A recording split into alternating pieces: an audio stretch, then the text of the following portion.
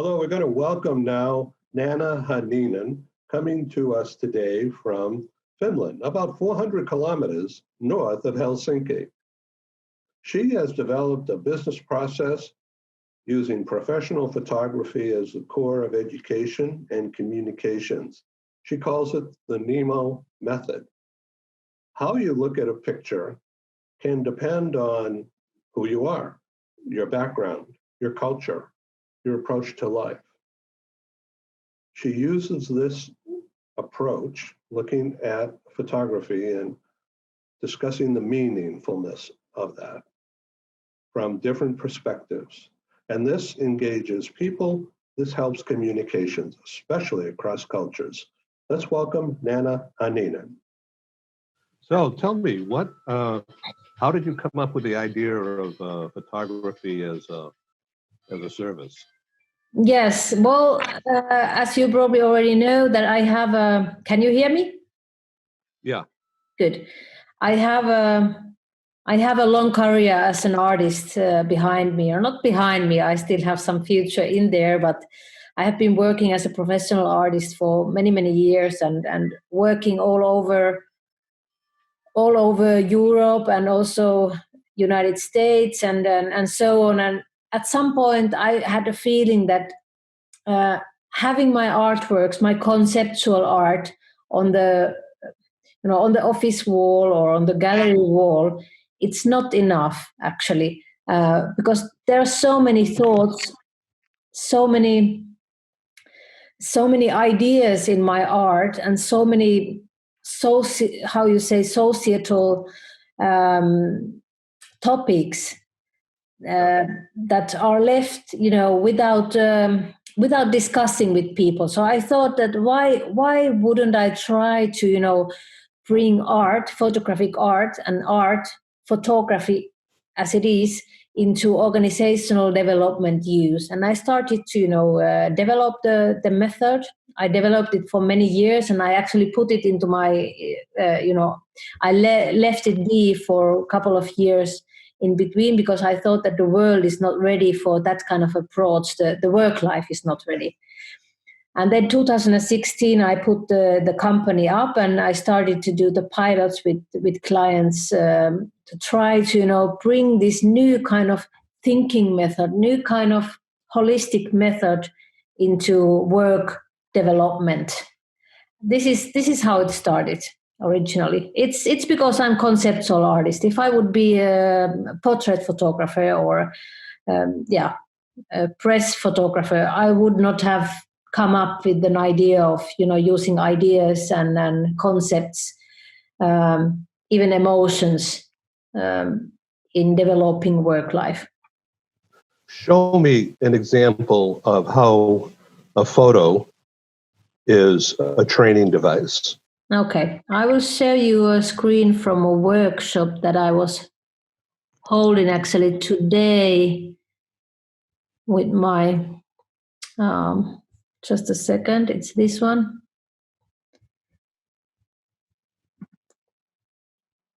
Can you see this photo? Yeah, it looks like a suitcase with a white shirt. Yes. So I will explain my clients first why we use art and what is art to us. And then we start to look at artworks, and we probably have a specific topic in the workshop, like it could be, let's say, your vision, or maybe it could be your values or your work culture in general. And then I would talk about these images, and I would, tell a story about this image. This image is actually called Unsolved Universe, which means that, which symbolizes the universe that we humans have been trying to figure out why we are here and where we came from and where we are heading into. And we live in some kind of uncertainty always. We will never find out, basically, why we are here. This is maybe it's an accident that humans are here. The religion tries to give answer to that, and the art, the literature, the science, they are all trying to figure out why we are here. And I personally believe that we will never ever find out why. And when I tell these stories to my clients, I also ask them, okay, look at this photograph and tell me why coronavirus or how coronavirus is very difficult for you personally.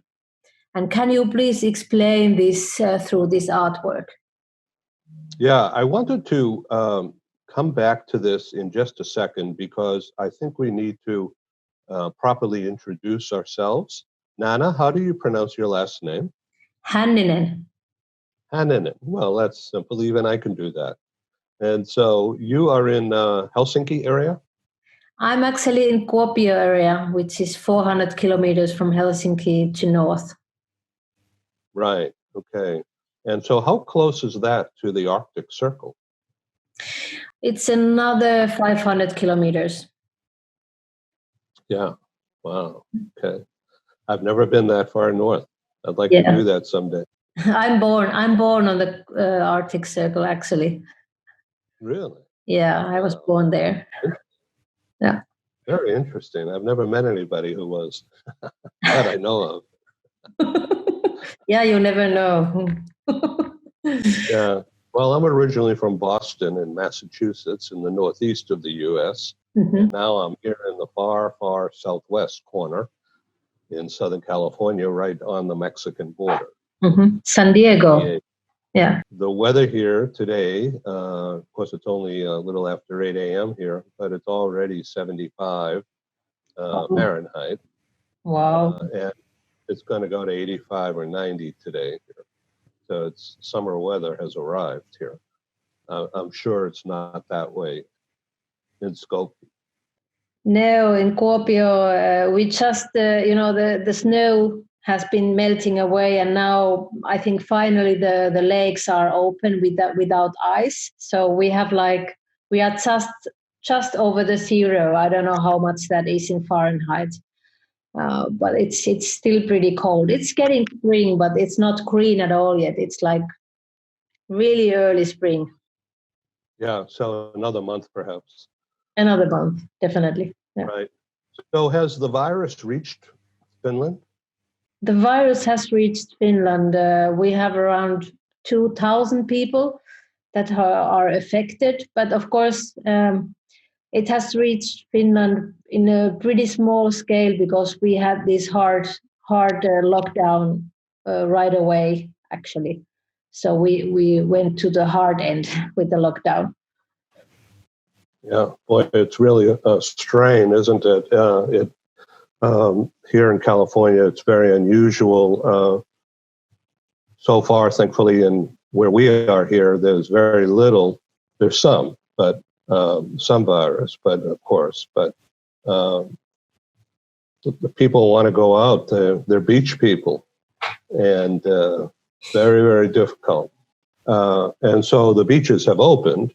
But with social distancing and other things, they don't require wearing a mask when you're on the beach.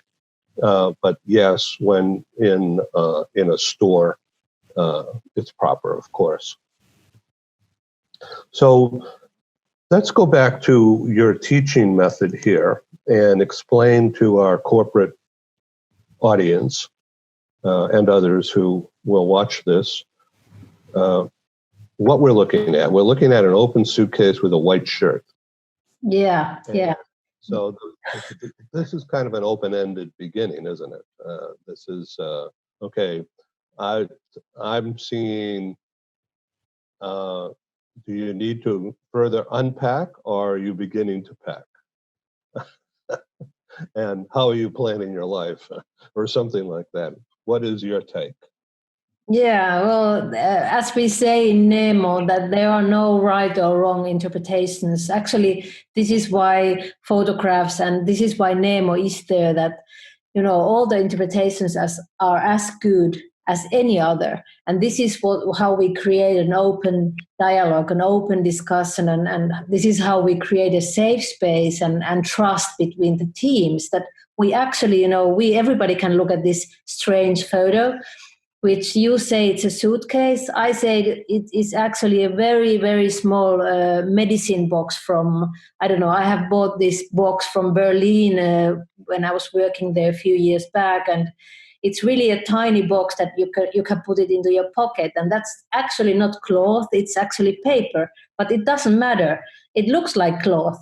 And your interpretation of something endless, something new starting, maybe something old closing is just fine. The idea of the image is that it's called the Unsolved Universe, which resembles, which symbols the universe that, you know, we never can really figure out why.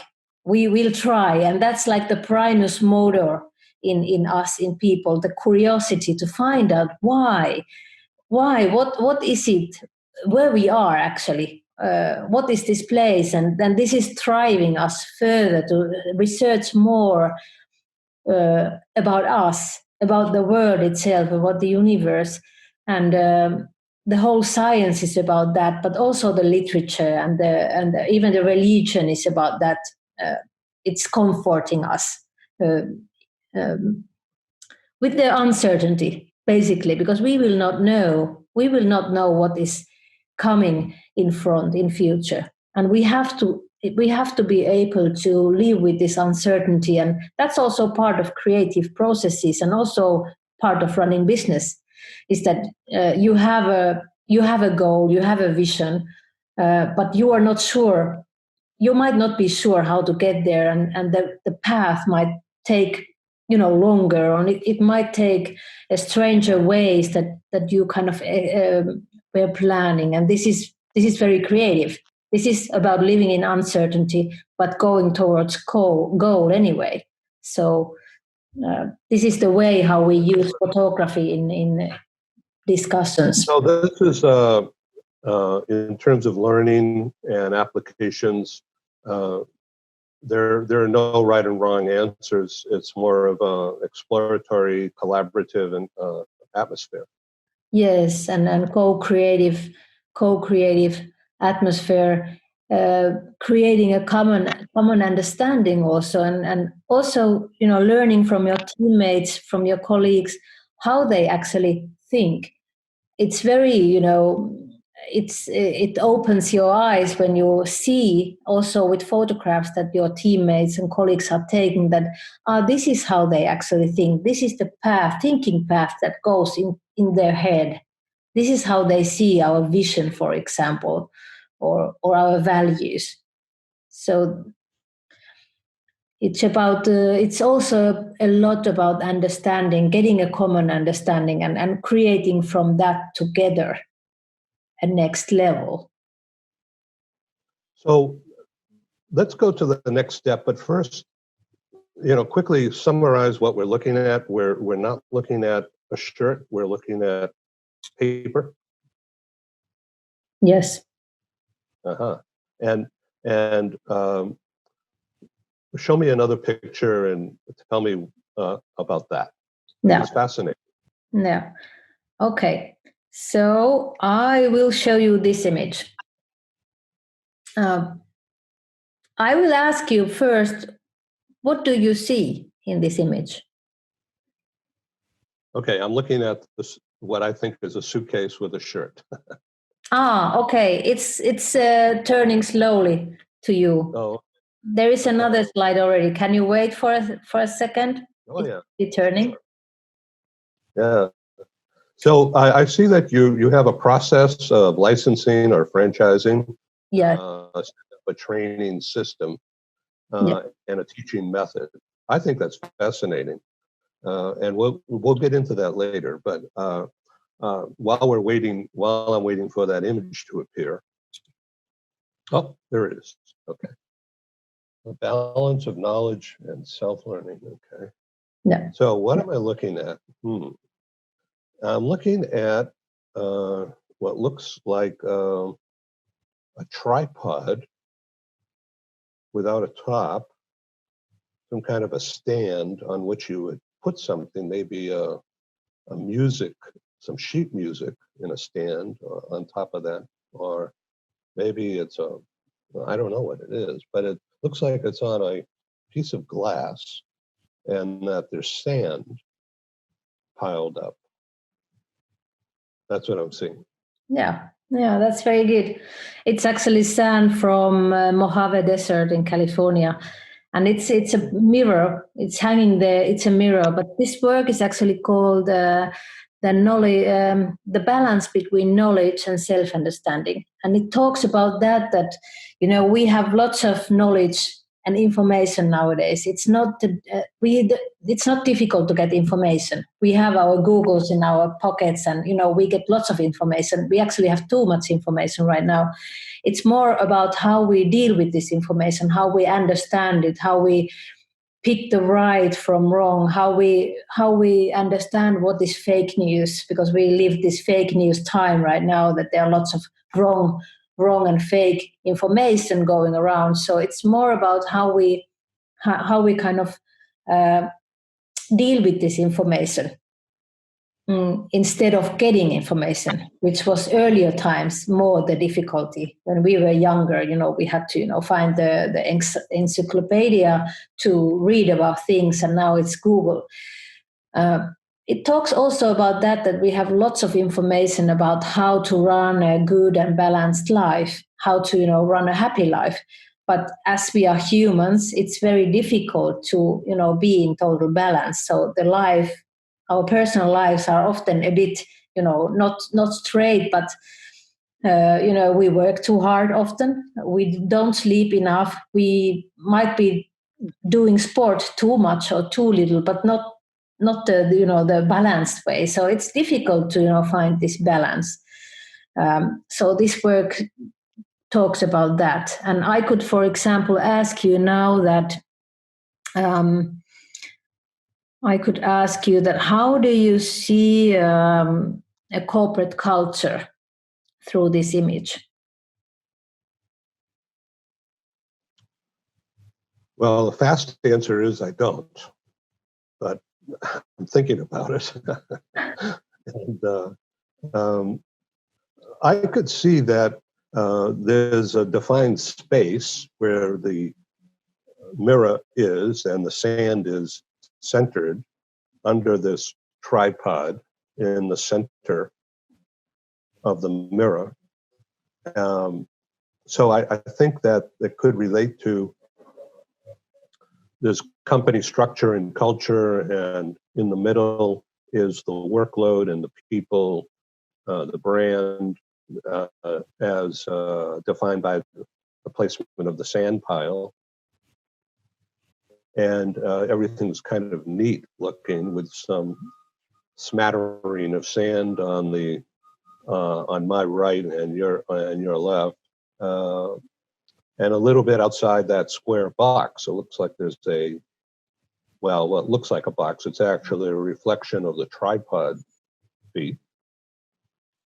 So sort of like there's boundaries, but not everything is really hardcore. There's some creativity allowed. Mm-hmm. I don't know. I talk too much. No, that's good. Well, I ask a further question. How about trust in cooperation? Can you see, if I ask what is trust in cooperation? In this image? Mm-hmm. Yeah. With the same image. So, okay. So I guess the universe of rules and regulations and relationships are within that mirror boundary, but everything seems to be centered in the middle, means that there's a set bunch of rules that must be adhered to, and very little deviation. That's what I look at. Mm. Trust usually is really between people, and if you break that trust, it's very difficult to kind of bring trust back. So how to kind of create trust and how to keep trust, how to keep the trust in balance. There is only this one string that is holding this strange thing that is hanging in the air. Actually, it's hanging from the roof. from the ceiling, this mirror with the sand, and if you kind of if you turn it a bit, or if there is some wind, the trust kind of, or the cooperation might be, keeping on the one side or the other. So trust is something that is very strongly between people. Let's do another one. Let's see. Let's have the boy.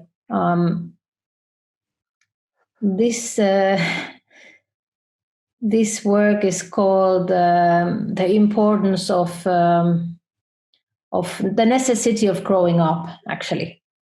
And it talks about that not only children, but also we adults, we need to grow all the time. And when when children start growing up, we would love them to be small, because then we can control them and we can keep them safe, but it's actually not possible. They will grow out of the box and they will grow into their own path. And they go towards their own curiosities and things, and we can only try to steer their way. And they are very curious towards the life and towards adult life, and they have this curious mind, and they go behind the corner even without knowing what is behind there.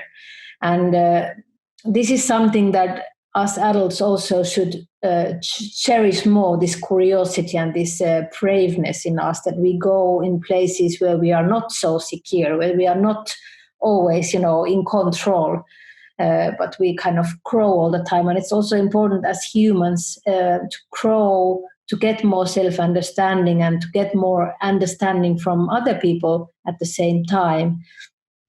Also, there is this background behind the bow, and it talks about that we don't really know what kind of future the future generations will have. And I talk now about the climate change, which is the biggest threat to all society right now, the whole world. Of course, Corona is now much more accurate, or it's going right now, but the really big threat to our society is actually climate change in the future. We don't know how our children and their children can live on the planet. This is my son, actually, when he was 7 years old. He's now 11. Right now, there's no picture of a boy. Oh, okay. So I think the connections are a bit bad, but I'll try again. Do you have the boy now? Yes, I do. I see it. Yeah, the connections are obviously very slow right now. We are on the other side of the world. Yeah. It's amazing, isn't it, how it still works fine. Yeah. So is this a current picture of your son? Yes, this is, he was 7 years old when I took the photographs. We were having a holiday in Provence in France. And I was photographing with my family, which I do sometimes, that I create images with the whole family. And here was the whole family together in the night time in France. Very nice. I could ask you through this image that what is your vision for the next, let's say, 5 years? Your personal vision, for example. What do you want to achieve? Or maybe professional? So I want to live and be healthy. Mm-hmm. In all aspects, physical, which thankfully I still have, and mental, which most people think I still have. And financially, I'm working on it. Yeah. So with the impact of the virus and the lockdowns, the business of corporate mobility and business travel severely impacted.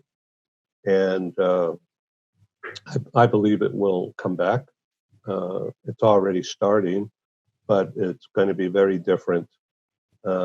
Important projects are getting, they never really stopped. They just changed how they're done. But now there is movement. There's some people setting up business travel but no corporate meetings, no big events. And that was a primary part of my business. So I've been reinventing our products to do more based on our website, in other words, e-commerce. And I've been working on that. I'm actually quite enthused about that. So I think that that's going to grow because I'm doing most of the creation and the implementation myself. I have very little financial risk. So I think that that will become profitable pretty quick. So I'm optimistic about that with good reason. In terms of our live conferences, someday we'll do them again, but I've been learning, frankly, how to do this, how to do a video link conversation. And so you are number 3. I've just begun, and I'm trying to focus on this little camera thing on my laptop without looking around. So I'm sorry for my eyes dotting here and there. So I'm trying to stare at it, but it's disconcerting actually. So I need to get better at this. So thank you for experimenting with me. Yes, well, thank you. I actually agree with you that we have also been changing everything we have been digitalizing all the services that we have, and we have already been running workshops for big corporations through internet like this, that all the team members are sitting from their homes, and the management board has a Nemo workshop, and we look at these photographs, and everybody's at their own home, and we are talking about, for example, COVID crisis with them, and we have been able to turn the business actually into a new way that we were actually planning to do that in maybe 2 years' time, and now we are doing it right now. And okay, we are also a startup. We don't have financial risk so much, so we can be agile. But it has been demanding a lot of work from us. But actually, I don't know. My question to you is: are you going to go back, or are you actually having? Do you actually see some positive things in this, that you are putting everything into digital and e-commerce and so on? I like to shoot photos also. And now I can see. Yes. Okay. Yes. All right. So it looks amazing. What is that chair doing there? Well, I'm outside on the deck, and you see those fences there. Those are actually tennis courts. Yeah. And this is when we had about 4 or 5 inches on the first day. And then it kept snowing and snowing and snowing for 2-3 days. We wound up with 42 inches. So the snow was quite high. It is, yeah. Even in our measurements. Yeah. So I'm going to show you this. All right. Yes. Let me know when you can see that. I can see that. Okay, so this is an image that was sent to me from Australia, where it originated. And it depicts healthcare workers holding the world on their shoulders. Yeah. Just symbolic of the importance of healthcare workers today and first responders and the virus and the fact that it's a worldwide problem, as we know. Yeah. So I'm using this image as the cover story in a new publication that is going to launch later in my day today, worldwide, and will bring coverage and honor to healthcare workers. Yeah. And part of a a storyline. I'm a publisher, so think in terms of narrative and storyline. So I want to show you that I want to show you the front page of the magazine, if I can find it right here. All right, so let me know when you see that. I can see that.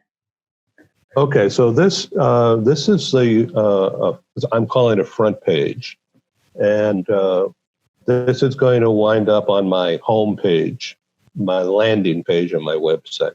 Mm-hmm.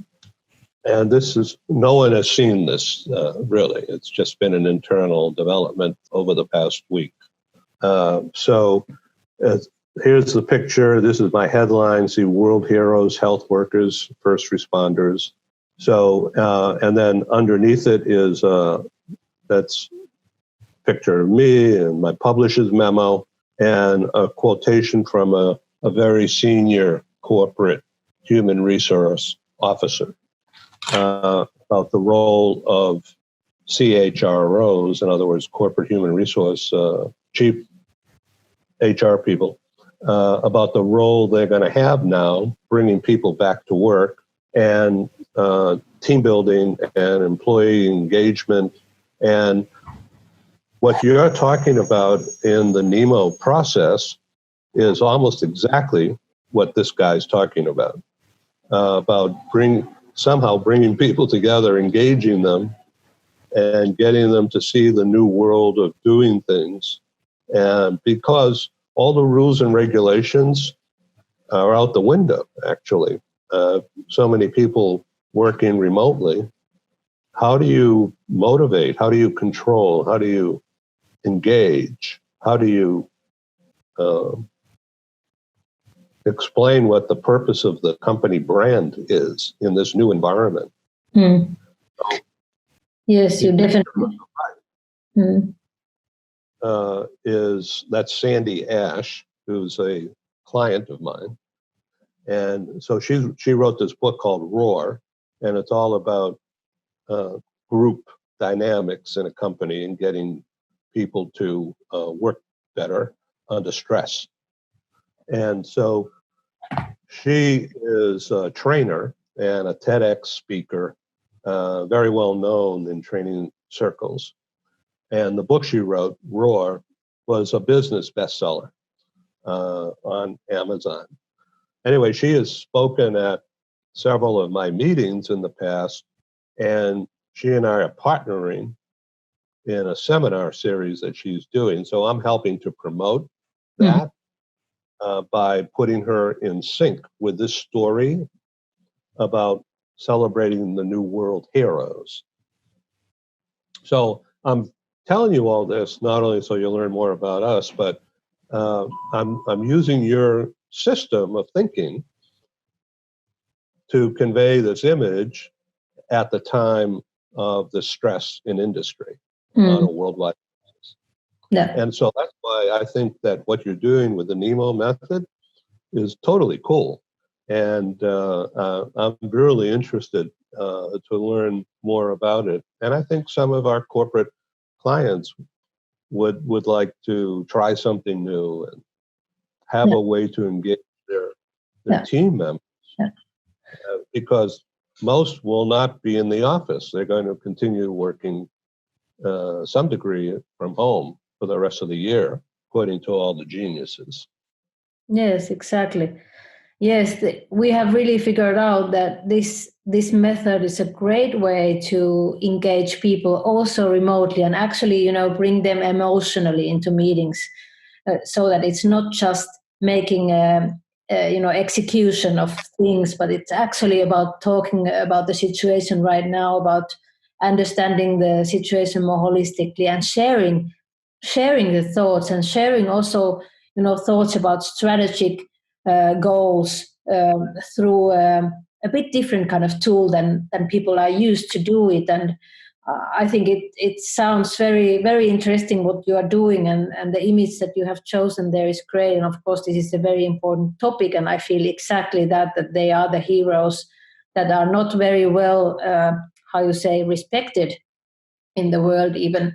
I just held a remote workshop. Actually, we call them Black Swan workshops because we say this is a black swan. Yeah, Corona is a black swan. Although somebody says it's a white swan because we knew it. Yeah, there is a researcher who says that it's a white swan, but we anyway call it black swan. And I held a workshop for a very big energy company here in Finland. And the CEO of the company says that he has been growing a lot through this crisis because before this, he didn't want people to work remotely because he didn't trust them. And now the CEO said in our webinar in front of our audience that he has been not stupid, but he has been like untrusting, and he has now learned that actually his colleagues have been working almost better remote than face to face. So he will definitely change his way of being a leader in the future and letting people to choose if they choose to work from home, because he trusts them more now. And he also was thinking like through a coronavirus like that, he would be willing to talk about the work assignments that we have, that should we have them written actually in our contracts. If we didn't write them down, we would be much more agile to do different things, whenever it's needed. Like in a crisis like that, it might be that one day you are a CEO, but next day, because there is a crisis, you have to actually have another role. So you would be more flexible. All of his staff would be more flexible in difficult times, for example. So with these kind of remote workshops, you really can bring people to discuss and develop their teamwork, even the leadership itself, the corporate culture, the trust in the company. So if I show you this enlargement of my published letter here, and I'm quoting in this text this guy, Paul Falcone, who's CHRO of a Hollywood entertainment industry group called Motion Picture TV Fund, which is kind of a hedge fund investing in entertainment. So anyway, this is a quote from him and some of my words also. He says it's going to be the greatest opportunity. So he's talking to other HR people. Greatest opportunity in your career for engagement and feedback. Talk about the company's brand and culture and the purpose, as well as team building. So it's exactly what you're doing. Yeah, it sounds exactly what we are doing here. Well, but he's got the concept, but he doesn't have your method. Yeah. I guess. I'm not sure. Yeah, he should learn. He should learn to become a Nemo coach. This is again. I'll be glad to introduce you to him. I'll send you a link to the talk show I did with Paul, and he's a well-known HR author. Yeah. So this has been really interesting. I don't mean to dominate here, but I wanted to show you that I understand totally your concept, and I love it. So is your friend helping you here in the States, or you're not going to? Yeah, Kati is thinking about becoming a Nemo coach later on. We have already 5 coaches. Some of them are in training and some of them are already ready. One of my co-founders lives in Silicon Valley. Actually, I travel quite a lot to Silicon Valley. I just came on that Saturday back home when Trump closed your borders. So I'm happy to be back home, actually. But yeah, the thing is, we of course would like to, teach more Nemo coaches in HR, especially in HR and in learning departments in US also in education, because Nemo is used in educational field as well, in the colleges, in the, as an educational method when you learn new things. So we are looking for new customers, both end customers, of course, but mostly coaches that, learn the method. And last week we started our first remote coach training. So we are actually now training our coaches remotely as well. So now it's possible basically from all around the world to come to Nemo coach training remotely, which is making the scaling much easier right now. What is the website so our audience can go check it out? It's nemomethod.com.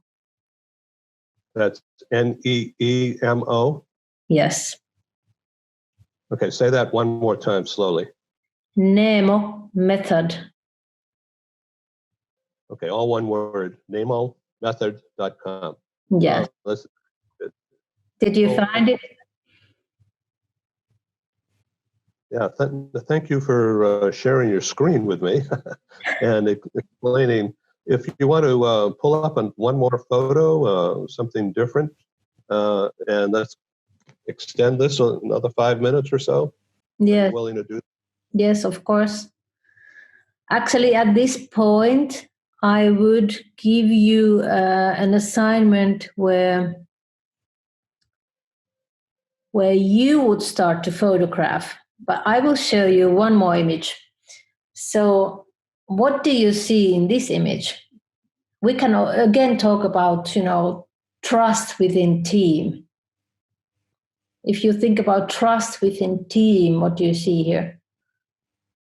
Okay, I'm still seeing your son. Okay, it's coming so slow. Let's see if is it coming now? Yeah. Okay, so I'm seeing a person, a white person wearing black and holding a pocketbook with one hand going into the pocketbook. Mm-hmm. All right. Yes. And if you think about trust within team. I'll say again. If you think about trust within teams, for example, through this image, what that brings into your mind? Well, I assume that the pocketbook is this person's and not someone else's. Mm-hmm. Yes. Well. Okay, so with that in mind, if this person's sitting in a meeting and going into their pocketbook, that means that they're not paying attention to the meeting. That's true. That's true also. Well, okay. Well, they could be looking for their telephone. Mm-hmm. Yeah. I don't know. No. This image. A little hard. Yeah, that's okay. This image is called The Mother's Handbag and the Importance of Curiosity and Other Mysteries of Life. And this talks about actually generational chain, because it's my mother's handbag and it's my daughter who is holding the bag and it's me who is taking the photograph. So there are 3 generations presented actually in the image. And I'm talking about the knowledge that passes from one generation to another and then again to one more and so on. So we pass lots of, even unsaid things, even traumas, they, pass along in families, even though if nobody ever mentions those traumas that have happened like 3 generations before, but younger generations, they still kind of suffer from those with traumas. And also generations, my mother has given me lots of knowledge that, I also give to my daughter. And it talks also about that my daughter is kind of, looking into the adulthood life, which is the woman's handbag, which has everything in there, as we know. Women have everything in their handbags, but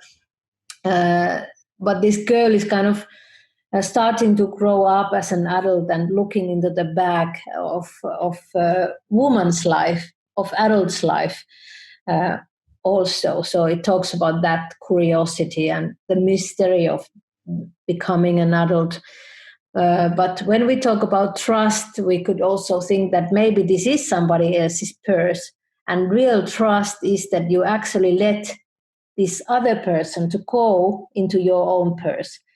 That's real trust, because you have to trust that person in order to let this person go in there. And we can talk about this trust and about not knowing, about not controlling. How can you trust in team? If you're a team leader, for example, how do you learn to trust your team members, that they do what the strategy is, what you together probably have been writing down, what your common goal is, and you have to trust this person even if you don't see what this person is doing. And especially now in remote working mode that we are, the leaders, they really have to be able to trust people without putting these strange apps into their workers' computers that I don't know how to say this in English, but I have read about those, that they have been building these apps now for workers that they can control how many hours they are working and so on and so on. This is not happening in Finland. We are a trust-based society. It sounds like a wonderful place. I'd like to come and experience it someday. Yeah, hopefully you can, travel. Thank you, Nanna Hänninen, NemoMethod.com. It's an honor to be on your show, and you on mine. Yeah, bye. Thank you. Thank you.